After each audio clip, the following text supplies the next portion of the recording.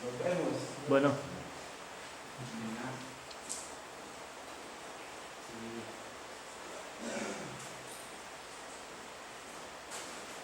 Bueno, mis hermanos, empecemos entonces esta primera lección.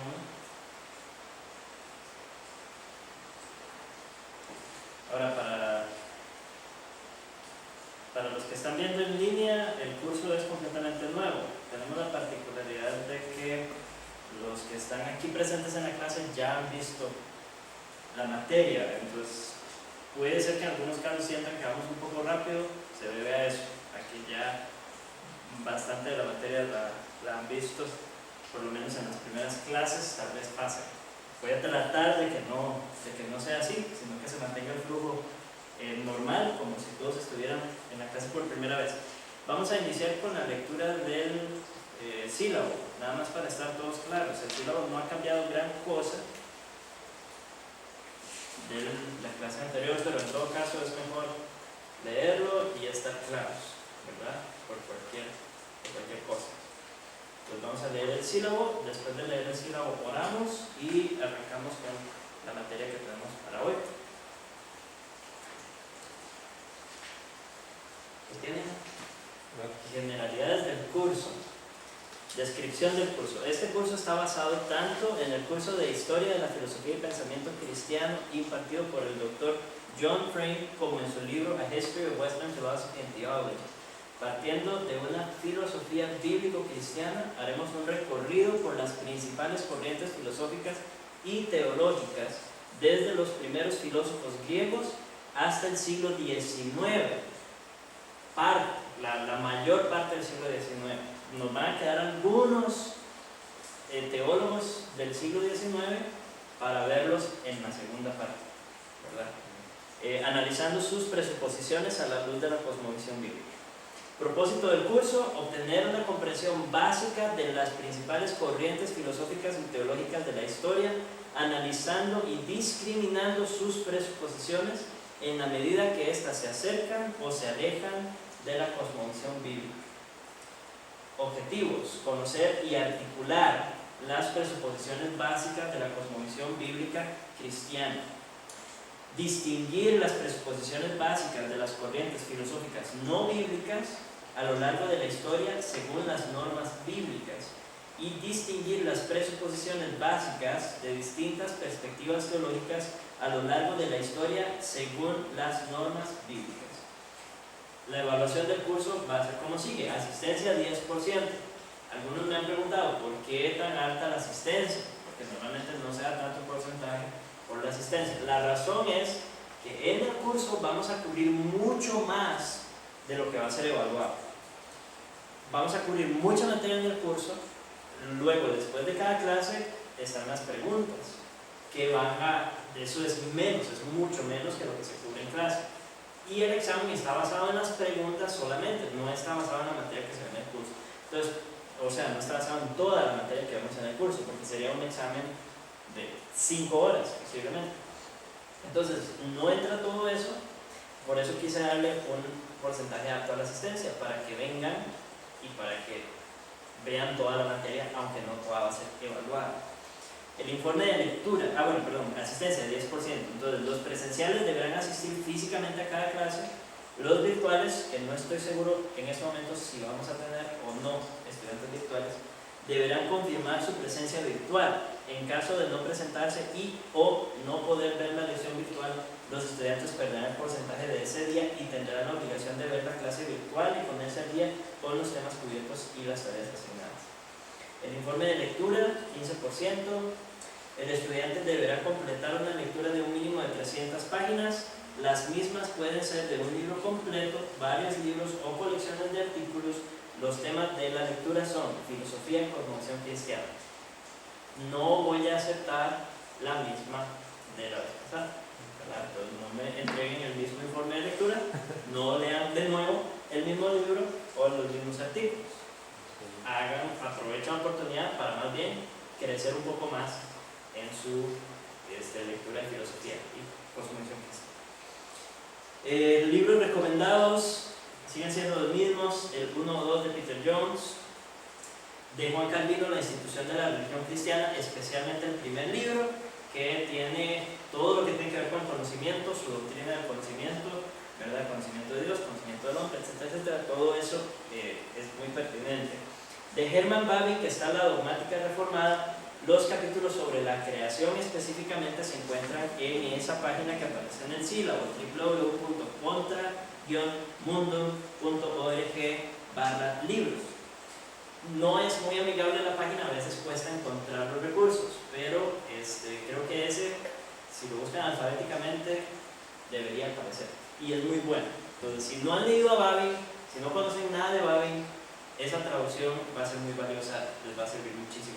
Y de nuevo, de esa misma página, esa página se enfoca en filosofía, se enfoca en cosmovisión cristiana, así que pueden aprovecharla y agarrar artículos o otros libros que aparezcan ahí, ¿verdad? El informe deberá ser un resumen que evidencie lectura. Yo no estoy pidiendo que me hagan sentir como que yo leí el libro, yo no necesito eso. Lo único que estoy pidiendo es que ustedes hagan constar que lo leyeron, ¿verdad? Entonces, no me tienen que dar un resumen exhaustivo de todo lo que aprendieron, etcétera, etcétera. Simplemente demostrarme que leyeron, y solamente estoy pidiendo 3 páginas de extensión. Esto sin contar la página de título. La página de título se ve 4. Deberá especificar bien el título del libro, el autor y la casa editorial, o los títulos de los artículos y autores respectivos. Deberá enviarse por correo electrónico, preferiblemente en formato de documento portable PDF, preferiblemente. Es más fácil para mí revisarlos así. En la semana 9 es cuando deben entregarla, y las entregas tardías serán penalizadas y no se recibirán después de 2 días de retraso sin excepción. ¿Qué quiere decir esto? Si el lunes no lo entregaron, tienen tiempo hasta el miércoles, pero por cada día que pase pierden puntos. ¿Verdad? Si lo entregan martes, pierden una cantidad; si lo entregan miércoles, pierden un poco más, y más allá del miércoles no se va a recibir. Estos son puntos fáciles.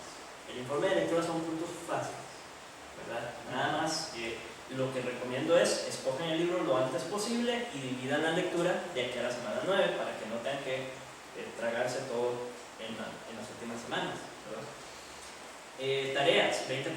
Durante el curso se asignará una serie de cuestionarios, uno por lección, que cubrirán la materia vista en clase y requerirán un poco más de investigación. Cuentan con una semana para responder cada cuestionario y deberá ser enviado por correo electrónico antes de la siguiente clase. Las entregas tardías serán penalizadas y no se recibirán después de 2 días de retraso sin excepción. Ahora, de nuevo, estos son puntos fáciles, ¿verdad?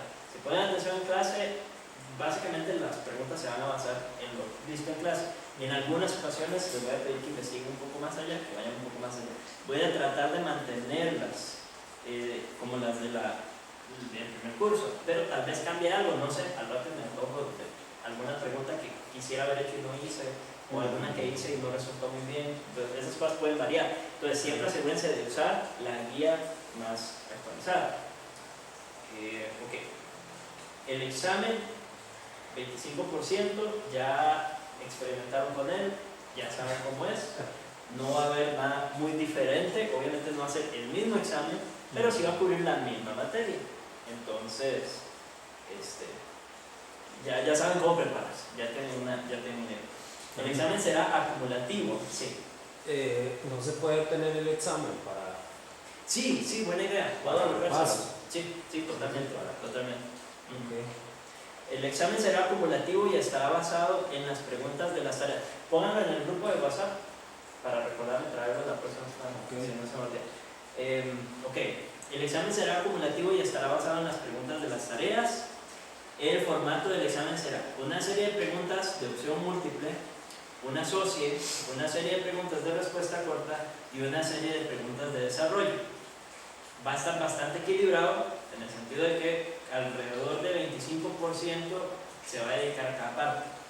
Creo que la parte de desarrollo y de respuesta corta, entre las dos suman 50%, aunque la vez pasada hice como 20% de pregunta corta y 30% de desarrollo.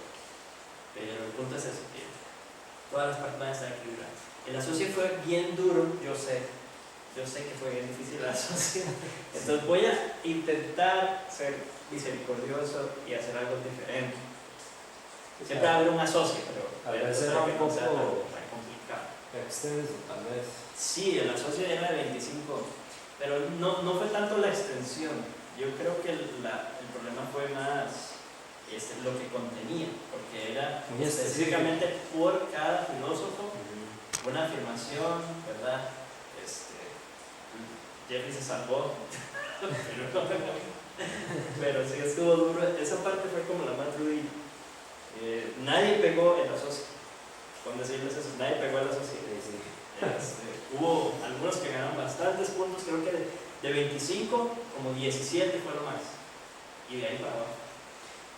Ok, el ensayo, ahora sí vean. Un ensayo, brevemente, un ensayo es una colección de ideas propias. Ustedes lo que tienen que hacer es presentar ideas propias, suyas, pero fundamentadas en su investigación y tienen permiso obviamente de apoyarse en citas de otras personas. Pero no puede ser un copie y pegue de cosas dichas por otras personas. No pueden usar cosas dichas por otras personas sin decir que esto lo dijo fulano o que esto lo encontré en tal lugar, porque si no, eso es un equivalente a robo intelectual, ¿verdad? Presentar una idea como propia cuando no es propia, eso es lo que se llama plagio. Es condenado con severidad en el seminario. Entonces, sepan eso con anticipación. Tienen que presentar sus ideas y tampoco puede ser que el 90-80% del ensayo sean citas y 20% lo que ustedes opinan. No. Tal vez si quieren un 20% de citas y un 80% suyo. De hecho, no sé, esto fue curioso porque ocurrió más eso de que había más citas que lo dicho por la persona propiamente. Suele ser al contrario. Lo más normal, lo que suele ocurrir es que la gente se raja y habla un montón y se le olvida poner citas y se le olvida nombrar a otras personas. Entonces, por eso estoy siendo bastante específico en esto. Deberá elegir algún filósofo o corriente filosófica y realizar un análisis de sus presuposiciones. Pongan atención a las partes. Esto es importante. Comparándolo con la cosmovisión filosófica bíblico-cristiana. Deberá demostrar las inconsistencias de dicho filósofo o filosofía y explicar en qué medida se aleja de la cosmovisión bíblica y en qué medida concuerda con ella.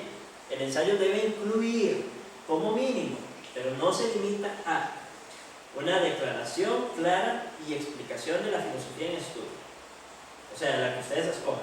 La filosofía o el filósofo que ustedes escogen lo tienen que describir claramente qué es lo que creen, dónde surgió, etcétera, etcétera. Con referencias de apoyo. Citar a otros autores, a otras personas, etc. Una comparación y contraste de la filosofía en estudio contra la filosofía bíblica. Aquí es donde ustedes van a decir, bueno, ellos enseñan esto, pero la Biblia enseña esto. Entonces es una comparación de lo que ellos dicen con lo que la Biblia dice. Luego, igual con referencias de apoyo. Y en esa parte, obviamente, espero referencias bíblicas, porque están haciendo una comparación de las escrituras o de la cosmovisión bíblica contra estos filósofos. Tercero, una demostración de las inconsistencias, ya que ahora ya esa parte tiene que ver con un análisis interno de la filosofía, ya no tanto comparada con las escrituras, aunque obviamente ese análisis va a basarse en nuestro entendimiento bíblico, pero es más que nada que ustedes puedan señalar, en esto es inconsistente, esto no podrían sostenerlo, esto ellos mismos lo contradicen, o él mismo se contradice en este punto, ¿verdad? Mucho se ve durante la clase, durante el curso hablamos de esas cosas, pero tal vez pensar un poquito más y un poquito más allá, y ponerlo por escrito. Pueden usar toda la información que vemos en clase, todo eso es parte de ese bagaje, ¿verdad? Es parte de todo lo que ustedes van aprendiendo, lo pueden usar en el ensayo, obviamente. Si me citan a mí directamente, así como el profesor dijo esto y esto, pues entonces lo hacen así. Pero si lo que están diciendo es ya su propio entendimiento internalizado, lo que ustedes han aprendido, entonces plásmenlo de esa manera, ¿verdad? Como una idea suya. Muy bien, hay ideas también que son de dominio público, que no tienen que citar. Si por ejemplo yo les pregunto, o ustedes tienen que poner en el ensayo, ¿qué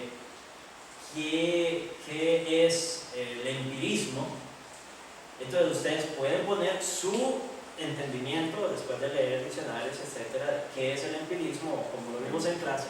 Ustedes ponen qué es el empirismo, no tienen que citar necesariamente, a menos que quieran citar directamente el diccionario. Poner el diccionario de la Real Academia Española define el empirismo así, así. Pero no es necesario, porque hay muchas cosas que son de dominio público, que son como conocimiento general. Entonces las cosas no es necesario citarlas. Es cuando están tomando ideas directamente de otra persona, de otro autor. Ahí es donde es de suma importancia citar. Ok, el ensayo, bueno, y al final una bibliografía con un mínimo de 5 fuentes. Eso es el mínimo, pero obviamente pueden citar más, todas las que quieran, pero un mínimo de 5. Y Wikipedia no se considera una fuente confiable, pero se recomienda su uso para encontrar otras fuentes confiables. Porque en Wikipedia los artículos, a veces, no todos, pero a veces abajo tienen citas, ¿verdad? Y referencias. Entonces, pueden usarlo para buscar otras referencias ahí. Ahora, Wikipedia es bueno para encontrar como nombres de personas. En las cuestiones históricas tiende a ser bueno si ustedes quieren conocer la historia de algo. Los artículos normalmente, digamos, tienen esa particularidad, ¿verdad? Yo no los usaría para una investigación profunda, no lo recomendaría para una investigación profunda, porque la gente que edita los artículos y que crea los artículos no son eruditos, no es gente especializada. Ustedes mismos podrían entrar, si tienen una cuenta en Wikipedia, y crear artículos y modificar artículos. Entonces, no es una fuente confiable, pero puede ayudarles a encontrar fuentes confiables. El ensayo deberá seguir las normas MLA de citación. ¿Qué quiero decir con las normas MLA de citación? Cuando ustedes citan a una persona, no lo pueden hacer de manera antojadiza. Hay un sistema, por decirlo así, una forma de hacer. Entonces, las normas MLA, que yo creo que las compartí por WhatsApp la vez pasada, voy a compartirlas de nuevo. Voy a ver si podemos incluso imprimirlo, lo que pasa es que la guía es muy larga, entonces no quisiera sacar todo ese papel, pero vean el PDF que envié o que voy a enviar por el WhatsApp. Por ejemplo, si yo tengo una cita de un fulano, la cita siempre tiene que ir entrecomillada, ¿verdad? Entonces, aquí tengo la cita, ¿verdad? Entre comillas, y después de la cita tengo que poner una referencia al apellido de la persona. ¿Por qué solo el apellido? Porque en la bibliografía ya va a estar toda la información completa. Entonces, en el cuerpo del texto, solamente el apellido. Entonces ustedes ponen Frame, ¿verdad? Si hay solo una cita de Frame, si solamente tienen un libro de Frame, si usaron solamente un libro, entonces ponen Frame, página 12, ¿verdad? Y ya. Entonces yo con esto ya sé de dónde sacaron la cita, porque voy a la bibliografía y en la bibliografía me va a aparecer la obra de Frame que citaron.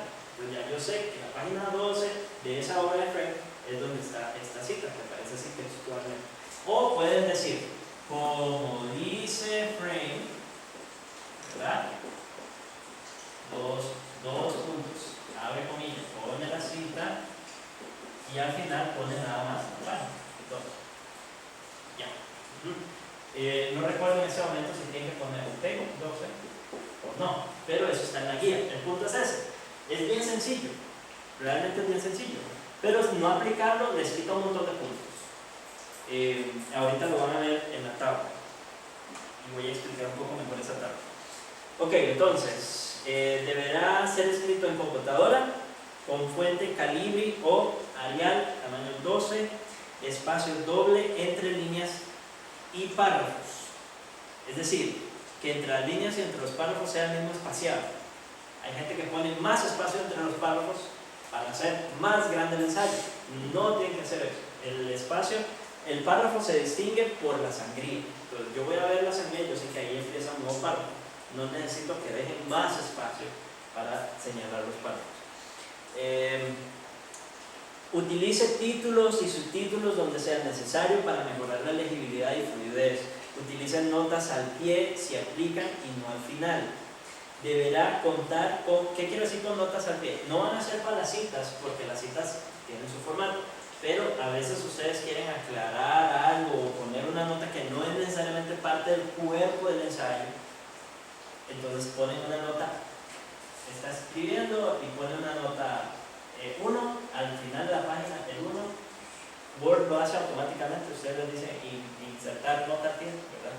Y lo va a hacer automáticamente. El punto es que no quiero notas al final, porque si ponen notas, si las usan, posiblemente ni siquiera las usan, pero si las usan y las ponen al final del documento, entonces yo tengo que estar yendo y viniendo, ¿verdad? Pero si la ponen a la base de la página, es más fácil para mí. Entonces, esa es la única razón, es antojadizo. Ok, deberá contar con página de título con la siguiente información: nombre, año del curso, nombre del estudiante, nombre del profesor y título del ensayo. No pongan solo ensayo, pónganse creativos, pongan un nombre a su ensayo, un título a su ensayo. El cuerpo del texto, sin contar la portada ni la bibliografía, esas son 2 páginas aparte, deberá tener un mínimo de 10 páginas y un máximo de 20. Pueden ser 10, yo no me voy a enojar ni les voy a quitar puntos si hacen el mínimo. De hecho, para mí, más fácil.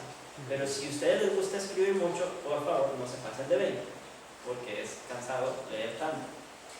Deberá enviarse en la semana 10, idealmente en formato de documento portable, por correo electrónico. No se aceptarán trabajos escritos a mano ni impresos. Las entregas tardías serán penalizadas y no se recibirán después de una semana de retraso. La misma regla, nada más que 7 días. Entonces, por cada día van a perder puntos, y si toca entregarlo el lunes, ¿verdad? Entonces, si no lo entregaron ese lunes, tienen tiempo hasta el próximo lunes. Pero por cada día van a perder puntos. No se aceptarán trabajos escritos a mano ni impresos. Bueno, eso ya lo leí, etc. Okay. Este ensayo será evaluado siguiendo los siguientes criterios. Estas son cosas que tienen que tomar en cuenta, porque están dentro de la tabla que van a ver ahorita. Uso responsable de las escrituras. Estamos estudiando teología, ¿verdad? Es un seminario teológico, entonces se espera un uso responsable de las escrituras. Ya tenemos algunos ejemplos buenos. Algunos han llevado el curso de hermenéutica de Guillermo Green, otros lo han visto predicar 1000 veces, han visto a otros pastores predicar 1000 veces. Ustedes saben cómo se ve un uso responsable de las escrituras y cómo sería un uso irresponsable. Si tienen dudas, siempre me pueden contactar. Uso responsable de otras fuentes, eso tiene mucho que ver con el formato de citación. Profundidad de la investigación, creatividad, claridad, estructura y coherencia, inteligibilidad de el o los argumentos. ¿Qué quiero decir con inteligibilidad? Quiere decir, perdón, me metí una espina. Quiere decir que sea entendible. Eso es una palabra muy bonita, nada más para decir que sea entendible. Evidencia del pensamiento crítico, o sea que no solamente está copiando y pegando ideas de otros, sino que usted está analizando y pensando. Y buen uso del español. Buen uso del español. Eso lo voy a evaluar. Van a perder puntos si no utilizan bien las normas, la gramática y el estilo del español. Si no las tienen claras, busquen correctores de ortografía. Pídanle a alguien que le dé una lectura final antes de entregarlo. Pero deberían dominarlas ya para este momento. Ok. El plagio, ya lo expliqué, los trabajos de investigación requieren tomar prestadas ideas y palabras de otras personas. Sin embargo, se debe reconocer formalmente la fuente de donde se tomen dichas ideas y palabras, para distinguir claramente entre las ideas del estudiante y las de otras personas.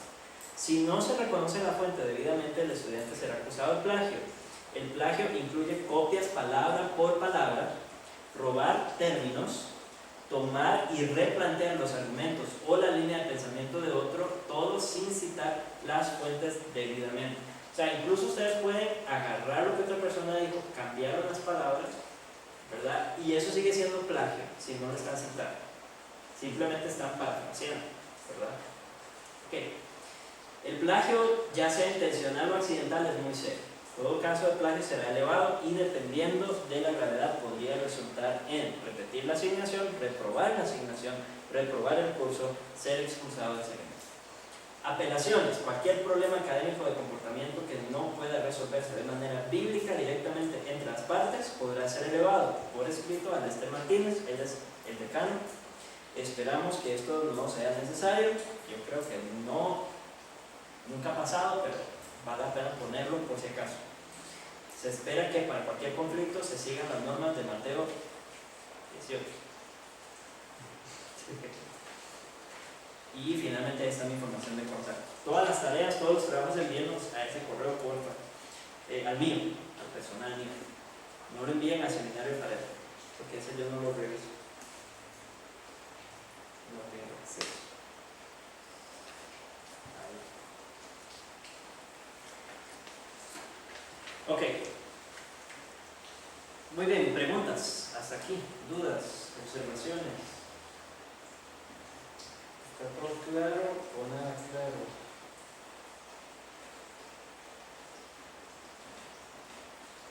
Ok.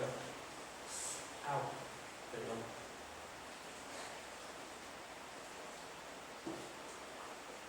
Tendré que aguantarme, porque no lo voy a sacar. Es que estuve jugando con un cactus, mala idea. Muy bien, entonces oremos y vamos a arrancar con la primera clase. Ah, perdón, me faltó algo, el cuadro al final. Vean, pongan atención a eso. La tabla del final, léanla y considérenla. Ay, salió cortada, ¿verdad? A todos les sale así. Voy a reenviarla por el WhatsApp. No debería haber salido así cortada. Léanla y considérenla a la hora de hacer el ensayo. Solo voy a leer el último cuadro de cada uno. ¿Cómo funciona? Bueno, ustedes lo vieron al recibir el ensayo evaluado, los que lo recibieron evaluado. Entonces, va de reprobado hasta excelente. El ensayo tiene un 30% de nota. Cada 1% es uno de estos cuadros. Entonces, por ejemplo, en asignación usted puede ganar un máximo de 5 puntos si es excelente, si el ensayo cumple con los requisitos básicos de la asignación. Entonces gana 5 puntos. Pero por cada deficiencia, ahí van viendo el cuadro, ¿verdad? Va a ir perdiendo 1, 1, 1, 1. Y si queda en el ensayo no cumple con uno o más de los requisitos básicos, por ejemplo, tema, propósito, extensión, entonces queda con un 1 de ese 5 que podría haber ganado. ¿Ya? Lo mismo con el formato MLA, y aquí es donde por eso muchos tuvieron notas bajas en el ensayo, porque no utilizaron el formato MLA, aunque citaron, aunque tenían fuentes bibliográficas, no hicieron uso irresponsable en ese sentido, pero no aplicaron las normas, y se está pidiendo específicamente que apliquen las normas. Entonces, excelente si el ensayo está debidamente formateado según las normas de citación de la Asociación de Lenguas Modernas. Eso es MLA. La profundidad. El ensayo presenta ideas de manera original e incisiva y un nivel complejo y sofisticado de pensamiento. Eso es lo que pido para tener los 5 puntos de esa línea. Si baja, entonces ahí ustedes pueden ir viendo cómo pueden ir perdiendo puntos. La organización del ensayo es consistentemente lógica y coherente y exhibe dominio básico de los componentes del mismo, párrafos de introducción, desarrollo, conclusión. En las fuentes, el ensayo usa y documenta correctamente fuentes confiables para añadir profundidad, sofisticación y complejidad a las ideas. Expresión, el ensayo demuestra un alto nivel de comprensión y habilidad en el uso correcto del español, estilo y formato. ¿Okay? Entonces, esos son los puntos máximos. Y de ahí va a ir corriéndose conforme si son deficientes en esa área. Ahora, deficientes no, ¿verdad? Pero digamos, pueden perder puntos, sigue siendo bueno, satisfactorio, pero van a ir perdiendo puntitos, por ejemplo. Y yo normalmente voy a señalar en el ensayo, les voy a marcar todas esas cosas para que sepan exactamente de dónde estuvieron los errores, dónde estuvo el problema, que no queden así como el bate. Y a mí me ayuda esta tabla porque así no los evalúo de manera antojadiza. Ok, ahora sí, arranquemos con la primera guía. Oremos. Dios eterno, estamos delante de ti una vez más, iniciando este recorrido, Padre, que nos has permitido realizar. Y queremos, oh Dios, pedirte que nos ayudes, que nos asistas a ir viendo cada una de estas etapas de desarrollo del pensamiento cristiano, y de la filosofía secular. Ayúdanos a ver las inconsistencias de las filosofías que no se basan en tu palabra. Ayúdanos a obtener cada vez mayor reverencia, una perspectiva cada vez más alta de tu palabra, de tu revelación, de tu verdad, de la verdad. Y enséñanos, oh Dios, a basar nuestra vida, dirigirnos hacia ella, cambiar todo lo que haya que cambiar por ella, y que podamos también presentarla de manera entendible para las personas que necesitan escuchar, Dios, tu palabra, tu verdad. Te pedimos todo esto en el nombre de Jesús. Amén. Amén. Ok, entonces, ya habíamos visto esto, yo sé, pero fue hace 10 semanas, 11, no, mucho más, porque fue 10 semanas de curso y llevamos como un mes desde que terminamos. Entonces, yo creo que no va a ser malo repasarlo como si estuviéramos viendo por primera vez. Además, por las personas que pueden verlo en línea, eventualmente no sería justo para ellos ir un poco acelerados. Trataré de no hacer. Lo que vamos a ver, como ya vimos en el sílabo, es la filosofía griega para iniciar, y vamos a llegar hasta el siglo XIX. No vamos a ver el siglo XX, y de hecho el siglo XIX nos va a quedar truncado. No vamos a hablar de la filosofía de Oriente, es decir, de todos estos movimientos religiosos, filosóficos orientales, porque esas tradiciones realmente no han tenido mucho contacto, no han tenido tanto contacto con el cristianismo y la filosofía occidental. Entonces, principalmente con la filosofía occidental. Entonces, no les vamos a dar tanta pelota. Tal vez los tratemos como de paso, pero no nos vamos a centrar, ni están dentro del temario los filósofos orientales. Además, no son tan diferentes de las filosofías occidentales. Si uno lo piensa, ya analizándolas a fondo, analizando los fundamentos y las presuposiciones, nos daríamos cuenta de que no son tan diferentes. Entonces, hay elementos místicos en ambas y hay otros elementos no tan místicos en ambas. Entonces, yo creo que estudiando solamente la filosofía occidental, vamos a ver bastante que tal vez ya a modo de análisis personal va a tener alguna relación o va a hacer eco con algunas filosofías orientales.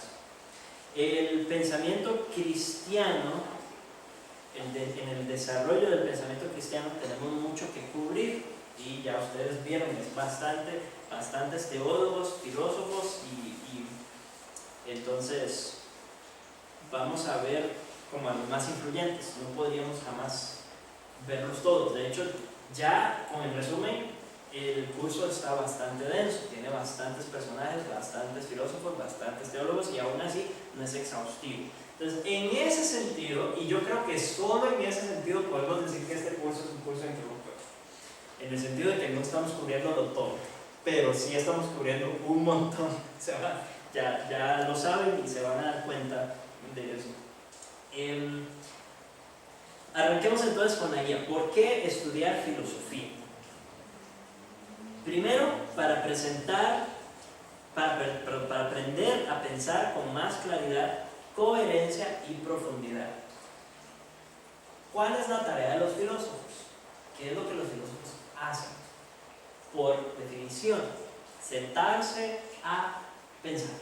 Entonces, si nosotros queremos aprender a pensar, un muy buen lugar para empezar a hacerlo es estudiando la filosofía. Y obviamente en los primeros años del desarrollo de la filosofía hay muchísimo contacto. Bueno, creo que hasta nuestros tiempos, ¿verdad? Hay muchísimo contacto entre la filosofía y el pensamiento cristiano. De hecho, mucho del desarrollo del pensamiento cristiano se da en respuesta al desarrollo filosófico, y como para, ya sea para contradecirlo o de alguna manera adoptarlo, abrazarlo. En segundo lugar, para comprender mejor el trasfondo intelectual del pensamiento cristiano. Es lo que les decía, el pensamiento cristiano ha interactuado con todas las formas de pensamiento. De hecho hemos interactuado con todo. A lo largo de la historia de la Iglesia hemos hemos interactuado con el arte, hemos interactuado con la música, hemos interactuado con todas las corrientes culturales que existen. Pero una de las más fuertes y quizá de las más influyentes es la filosofía. Entonces, es necesario estudiarla para ver de qué manera ha influenciado el cristianismo. Tiene una relevancia especial. El punto A dice: otras disciplinas también útiles, la historia, las artes, la ciencia, etc. B, pero los filósofos han sido más influyentes en la formulación de cosmovisiones. Cuando usamos la palabra cosmovisión, todos estamos claros qué significa. ¿Qué estamos diciendo cuando decimos cosmovisión?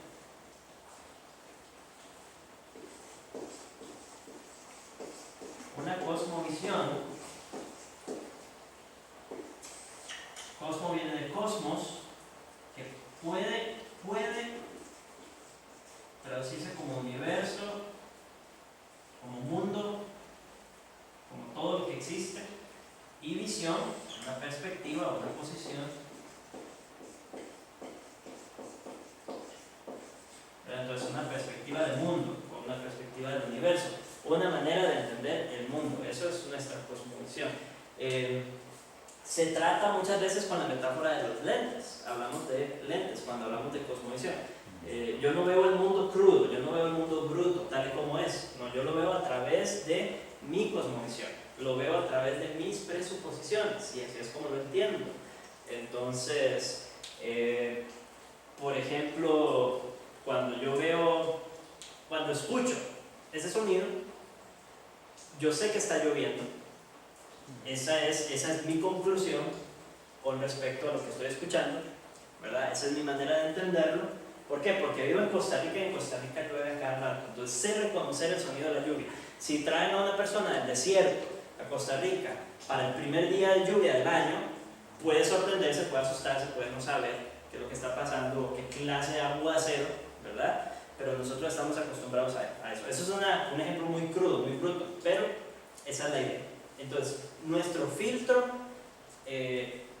del mundo, la manera en que entendemos el mundo, se puede entender como nuestros lentes.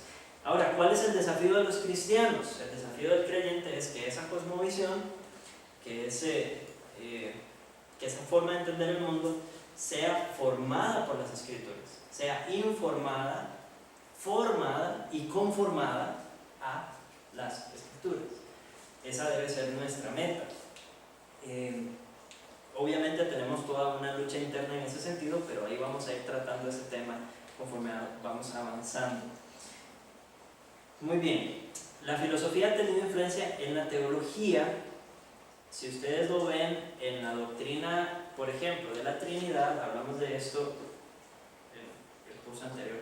Voy a dejar de decir eso, es obvio que hablamos de esto en el curso anterior. En la doctrina de la Trinidad, por ejemplo, el vocabulario que se utiliza tradicionalmente para describir la Trinidad es una misma sustancia en tres personas, ¿cierto? Esas palabras, sustancia, persona, son palabras filosóficas, no son palabras que aparecen con ese contenido, con esa definición, no aparecen en las Escrituras. Es algo del mundo filosófico, si lo queremos ver así, adoptado por el pensamiento cristiano para postular nuestra fe, para postular nuestras creencias. Entonces, en el caso de la Trinidad, vemos ese uso de sustancia, vemos el uso de persona. En la naturaleza de Jesús o las naturalezas de Jesús, también hablamos de dos naturalezas en una misma persona. Entonces, hay todo un trasfondo intelectual, eso no se puede entender en el vacío. Y vamos a ver de dónde nacen estas ideas. ¿Por qué utilizaron estas palabras? Punto 3.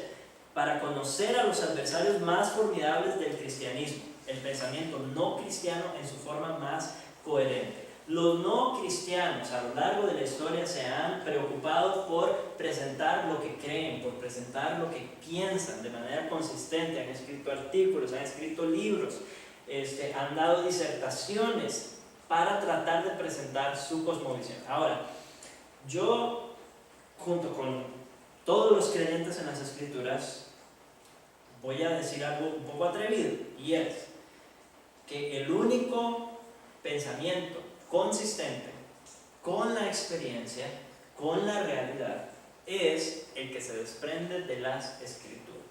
Ni siquiera voy a decir que es el pensamiento cristiano, porque aún los cristianos se han alejado o se han acercado en alguna medida a las Escrituras. Pero el pensamiento fiel a las Escrituras es el único capaz de dar sentido a la realidad. El único. No existe otro pensamiento, otra línea de pensamiento que logre dar sentido a la realidad de manera satisfactoria y consistente. Entonces, si estos hombres no cristianos se han dedicado a postular sus pensamientos, nosotros tenemos el deber de conocer a estos adversarios y de poder dar respuesta a las personas que piensan como ellos. Es nuestro deber, no podemos ser ignorantes de estas cosas. Entonces ese es el desafío, es poder entender ese pensamiento, poder entender su manifestación más coherente, que no va a ser 100% coherente, va a ser muy contradictoria y vamos a, parte de nuestra tarea va a ser descubrir esas contradicciones, pero no podemos quedarnos con los brazos cruzados. Debemos ser buenos críticos del pensamiento. Estas ideas siguen andando a nuestro alrededor, se enseñan en las universidades hasta la fecha, se estudian y nosotros tenemos el deber de refutarlas como cristianos, tenemos el deber. Y también porque ellos es como que hablar a su propio idioma. Entonces nosotros a la hora de presentarles el Evangelio, casi que tenemos que hacer una tarea de pre-evangelismo, haciéndoles ver que entendemos lo que ellos creen, haciéndoles ver que entendemos de dónde vienen y haciéndoles ver que nuestra cosmovisión tiene una respuesta donde su cosmovisión tiene inconsistencias, donde su cosmovisión está equivocada, la cosmovisión cristiana tiene la respuesta. Y de esa manera podemos llegar a presentarles la verdad del Evangelio. Si llegamos de frente a esto, obviamente puede funcionar. El Espíritu Santo hace su obra a pesar de nosotros, de manera soberana. Y si es elegido, pues creerá. Pero eso no quita de nosotros la responsabilidad de hacerlo de la mejor manera posible, de presentar el Evangelio de la mejor manera posible. Y si llegamos de frente, especialmente cuando hablamos con universitarios, con gente que se ha dedicado a estudiar estas cosas, llegamos de frente con el Evangelio sin conversar de las presuposiciones, entonces difícilmente nos van a entender, difícilmente nos van a entender. Y pueden terminar diciendo que creen en Jesús, pero es otro Jesús, o que creen en Dios, pero es otro Dios, no es el Dios de las Escrituras. Entonces tenemos que ser buenos críticos del pensamiento y expresar bien la verdad. También otro error que cometemos muchos los cristianos antes de pasar al cuarto numeral es crear hombres de paja. Ese término hombres de paja es filosófico también y se refiere a cuando decimos o hablamos de lo que la gente cree, pero realmente la gente no cree eso. Podemos tener una idea como de las personas a nuestro alrededor, es que seguro actúa así porque cree esto, tiene esta cosmovisión, y nos inventamos motivaciones, nos inventamos formas de pensar, nos inventamos cosmovisiones que realmente nadie tiene. Entonces tenemos que tener mucho cuidado con eso, ¿verdad? Incluso podemos hacer hombres de paja en el sentido de que creemos que la gente piensa de una manera basándonos en cosmovisiones de otras culturas, cosmovisiones de otras personas. Por ejemplo, ahorita vemos que está muy de moda todo esto del yoga, ¿verdad? Y sin embargo sería equivocadísimo de nuestra parte pensar que todas las personas que practican el yoga son musulmanas, ¿cierto? O son hindúes. Estaríamos muy equivocados si pensamos que todas las personas que practican el yoga adoran a los mismos dioses del Medio Oriente, ¿me explico? Entonces eso sería un error, eso sería crear un hombre de paja. Tenemos que entender realmente por qué la religión oriental ha tenido tanto éxito mercadotécnicamente en Occidente, porque realmente no es la religión en sí, ¿verdad? Es una cuestión de mercado, pero eso es tema de otro curso. Y si les interesa ese tipo de cosas, los libros de Ravi Zacharias tratan mucho los temas de las religiones de Oriente, porque él es de ese contexto. Entonces se los recomiendo, son muy buenos. Muy bien, cuarto numeral. En este curso también estudiaremos el pensamiento cristiano centrándonos en el cristianismo como una cosmovisión. La fe cristiana es una filosofía, tenemos que entenderlo así. No es solamente una filosofía, ni es primeramente una filosofía, pero la fe cristiana es una filosofía, es una cosmovisión. Y el pensamiento cristiano se ha dedicado a dar forma a esa cosmovisión a lo largo de la historia. La fe cristiana también es historia, tenemos la historia de la redención, ¿verdad? Y así es como entendemos la historia a la luz de la redención. Pero en este curso nos enfocaremos en su sentido de cosmovisión, en su sentido como filosofía. Las diferencias de pensamiento entre los cristianos y los no cristianos son diferencias de cosmovisión. Son diferencias de cómo entendemos el mundo, de cómo vemos las cosas. Algo que enoja mucho, por ejemplo, ahorita es el tema del aborto, ¿verdad? Justamente hoy se dio que Irlanda ganó por votación la aprobación del aborto.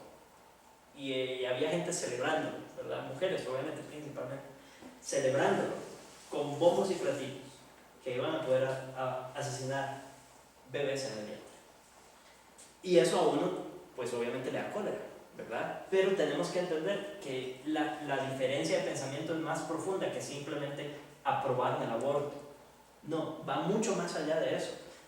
La diferencia de pensamiento está en su concepción de la vida misma, de los seres humanos mismos. Nosotros nos airamos porque sabemos que toda persona es creada a la imagen de Dios y que la vida comienza desde la concepción. Nosotros lo sabemos, sabemos que esa es la verdad. Ellos no, ellos creen otra cosa y por eso celebran la aprobación del aborto. Entonces, el punto de discusión no es necesariamente el aborto, es más profundo que eso. Es de dónde viene la idea, en su forma de pensar, en su cosmovisión, dónde encuentran la paz para asesinar bebés en el vientre. La conversación se vuelve más profunda que simplemente decirle no, se está equivocado y el aborto es asesinato. Es más profundo que eso, porque incluso si demostramos que el aborto es asesinato, tal vez están de acuerdo y aún así lo quieren hacer porque no tienen un sentido cristiano del valor de la vida humana. Entonces aún podríamos demostrarles que son seres humanos y eso no significa que van a dejar de abortar. ¿Ya? Es más profundo que eso. Entonces las diferencias son abismales, son muy profundas. La fe cristiana, la filosofía cristiana es muy particular, muy diferente.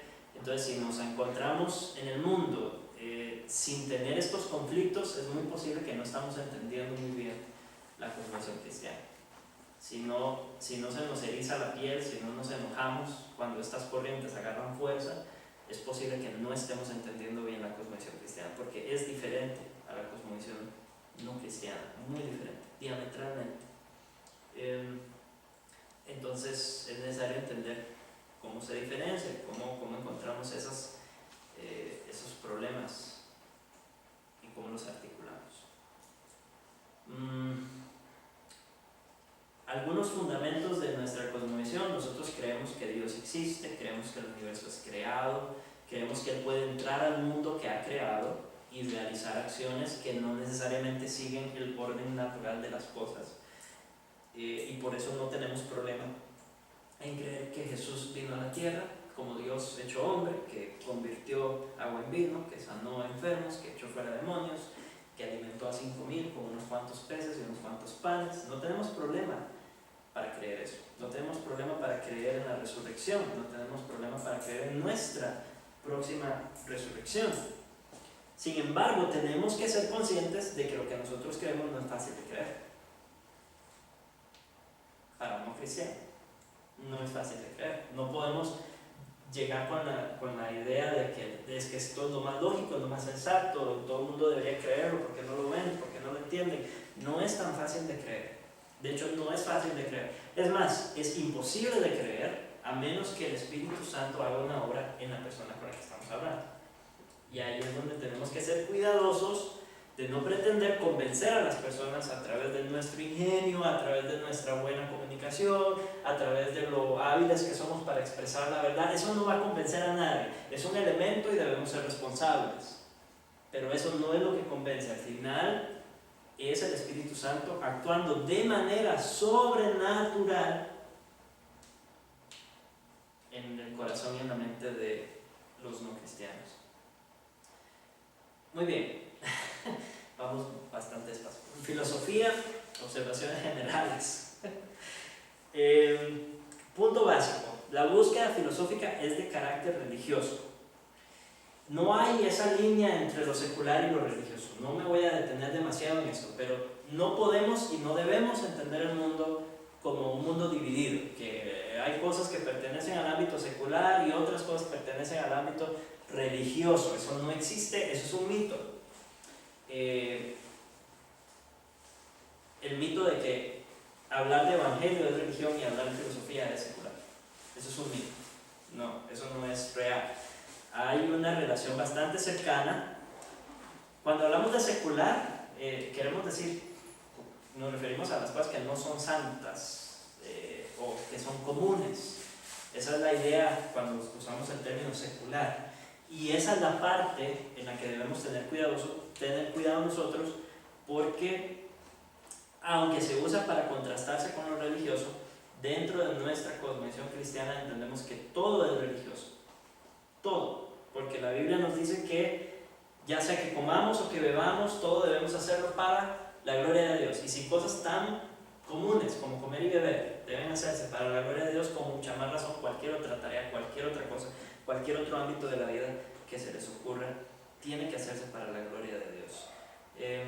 Además, los filósofos han abordado temas religiosos desde el principio y lo siguen haciendo hasta la fecha. Ellos mismos no separan la religión de lo que ellos denominan secular. Y las preguntas típicas de los filósofos son, por naturaleza, religiosas. Hablamos de las principales divisiones de la filosofía. La metafísica tiene su grupo de preguntas, la epistemología tiene su grupo de preguntas, la ética tiene su grupo de preguntas. Metafísica. Metafísica es la naturaleza de la realidad. ¿Por qué las cosas son lo que son? Básicamente, tiene que ver con el ser, con la existencia de las cosas.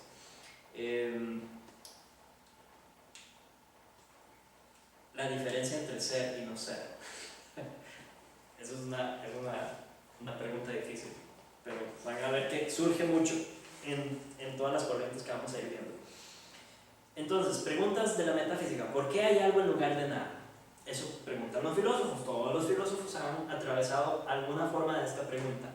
¿Cuál es la respuesta de la filosofía cristiana de por qué hay algo en lugar de nada? ¿Cuál es? La creación de Dios. Es la creación, ¿verdad? Nosotros sabemos que existe algo porque Dios existe. Dios no puede no existir. Y Él, necesariamente, Él, por su voluntad propia, decidió crear todo lo que existe fuera de Él mismo. Entonces, Él siempre ha existido. Su existencia no está en tela de juicio. No es algo que nosotros nos vamos a dedicar a demostrar necesariamente. Puede ser útil en algunos contextos, pero dentro de nuestro pensamiento cristiano no debería ni siquiera cuestionarse la existencia de Dios.